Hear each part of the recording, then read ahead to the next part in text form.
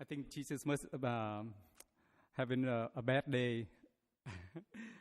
When obviously the greeting today, it showed that Jesus was extremely critical to the scribes, the Pharisees.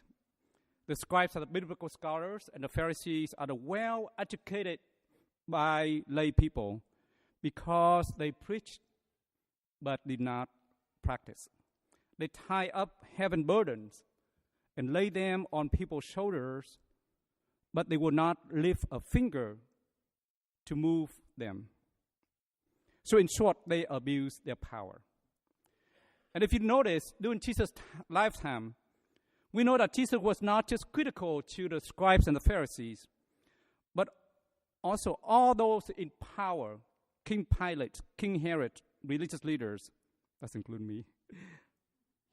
He challenged them because of one reason: abuse their powers. Speaking of power, lately you also hear so many stories how people abuse their power. Yesterday and today, the National Public Radio, the NPR, has a special report of men in power sexually abuse women. Bill Cosby, Harvey Weinstein, and so on. But also in our church, we also see and hear how priests abuse their powers. You know any priests abuse their powers? Yeah? And sexually assault women and children. In some way, Jesus did not just challenge the scribes and the Pharisees, but he challenged all those in power and leadership. Teachers, priests, presidents, governors, police, parents, student leaders, all those who have power. And Jesus went on to talk about do not call anyone rabbi and teachers and father and so on and so on. And some people argue that, well, does that mean that Jesus tried to abolish all those in power and leadership? That's not true. If you think about it, if you remember the story of the Roman centurion, right, asking Jesus to help to heal his servant. And then Jesus said, yeah, okay, I'm going to help your servant. And the Roman centurion and the people said, you don't need to come because I am in power, in authority. Whatever I say, my servant go. And I believe that whatever you say, Jesus, my servant will be healed. So Jesus absolutely acknowledged that we do need to have leaders and we do need to have those in power.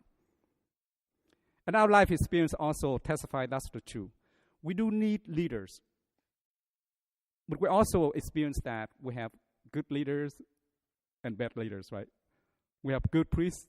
You know any good priests? We also have bad priests. Do you know any bad priests? We have good cops. You know any good cops? We also have bad cops, right? We have good president. You know any good president?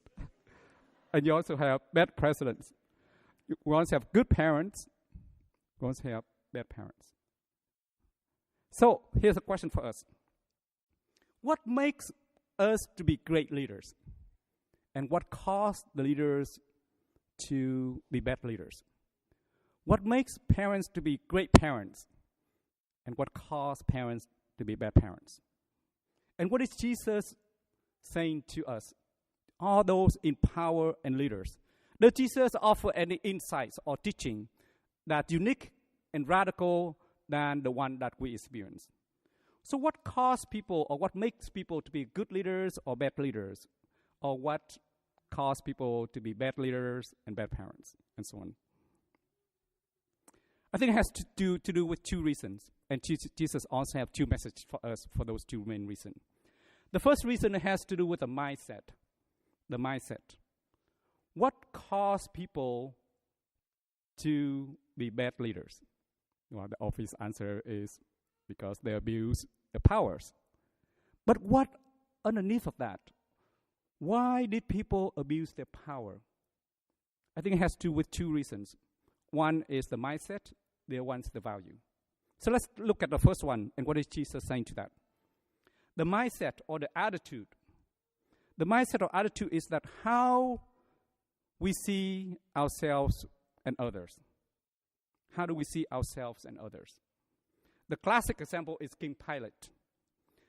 Remember during the trial King Pilate asked Jesus many questions, right? Are you the Messiah? Where are you from? What do you do? There was one point Jesus was silent.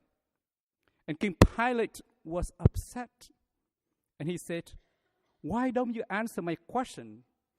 Don't you know that I have a power over you? I have a power to release you or the power to crucify you. And remember what Jesus responds? You would not have no power over me unless it had been given you from above.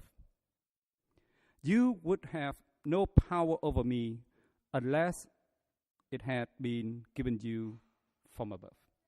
In other words, our leadership, our talents, our wealth and powers are God's gift for us for the service of others. Everything that we have and everything that we are God's gift for us for the service of others. So in some way, there's two types of leadership. One is it's all about me, myself, and I. And the other is Jesus' leadership. Everything that we have is all about the service of others. And the classic example is Jesus himself.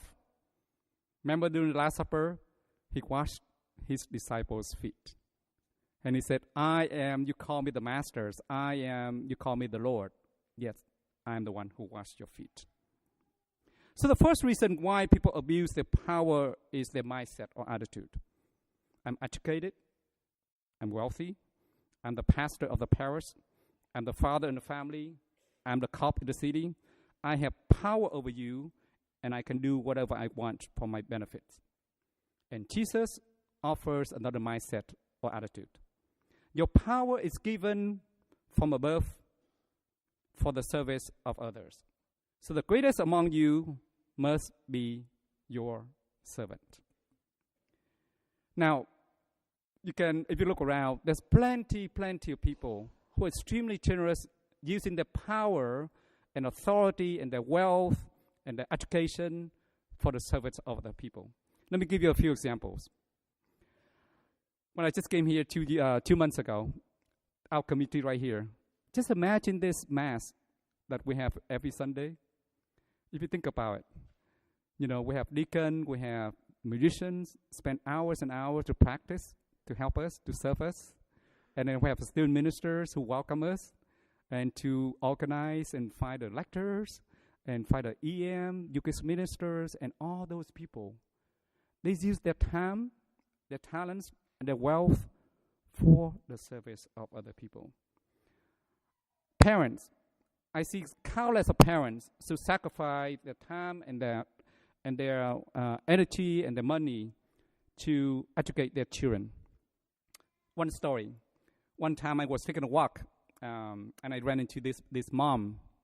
You know, she's an immigrant mom, and she's, you know, her kind of like retirement old age. And she lived in a very poor, kind of like a neighborhood, and, you know.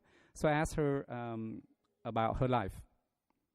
So, you know, how many kids you have, and what do you do? And she said, you know, I've been sewing clothes for maybe about 20, 30 years. Never have vacation, never gone to college. And I raised my kids, and they all have college education, and now they all have jobs and have a family. I said, how come you don't move out? Because this apartment seemed to be very poor and in a poor neighborhood. And she said, you know, I just enjoy living here because I've been living here for so long, and I'm pretty feel blessed that I have raised up my kids. In some way, this story is very ordinary, but in my eyes, I think it's an incredible story how much sacrifice she has for her kids. No vacation, never gone to college, but she herself embodied Jesus' vision. She used her time and energy and her sacrifice for the service of the people.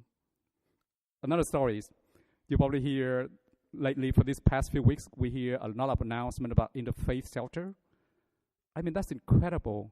How people willing to spend time and their wealth and their energy to put this on and invite us to be part of it. To me, that's incredible.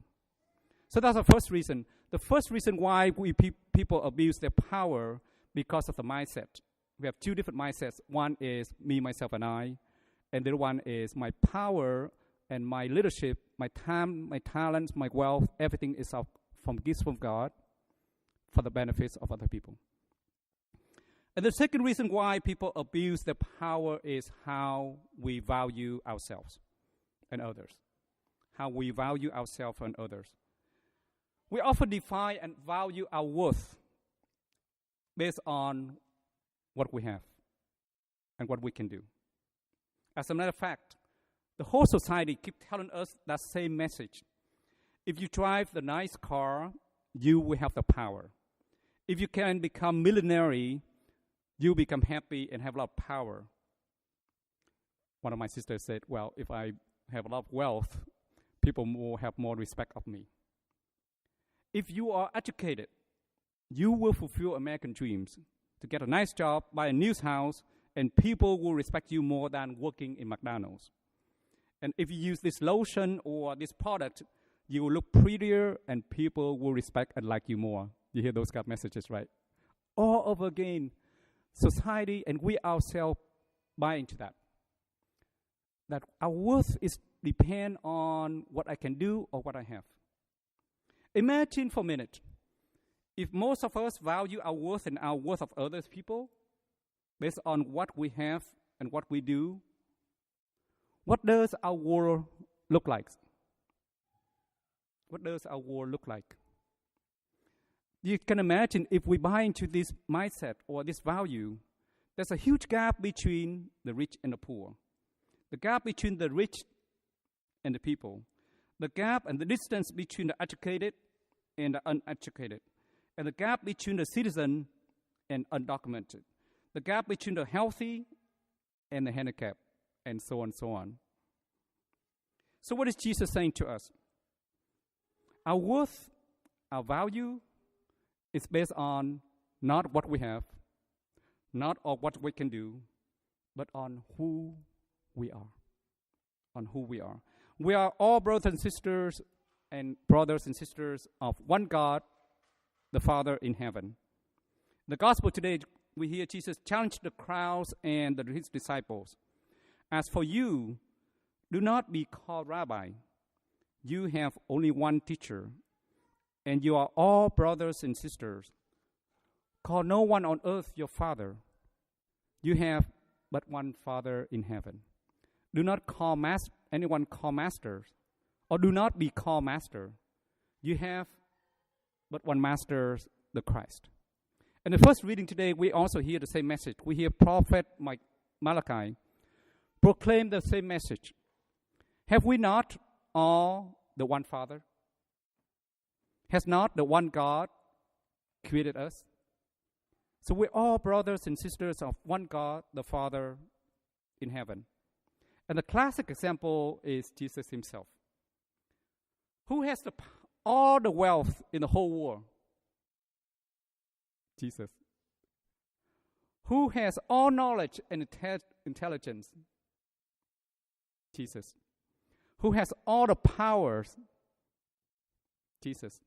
Yet, he emptied himself to be human person like us and consider us as brothers and sisters of the one God, the Father in heaven. Imagine for a minute, what does our world look like if we buy into this teaching, Jesus' teaching? If we all value our worth and our definition based not on what we have or what we can do, but who we are. And just imagine that for a minute. Can you imagine that? That we're all brothers and sisters. So the whole gap between the rich, the poor, the healthy and the handicapped, the parents, the priests and all that, that gap will collapse. And we all see ourselves and see others as brothers and sisters of one God, the Father. In some way, every mass is a glimpse of that. Every mass, we are reminded that everything that we have and everything that we are gifts from God. Not for us, but for the service of other people. And every Mass, we are reminded we are all brothers and sisters of one God, the Father in heaven. Amen.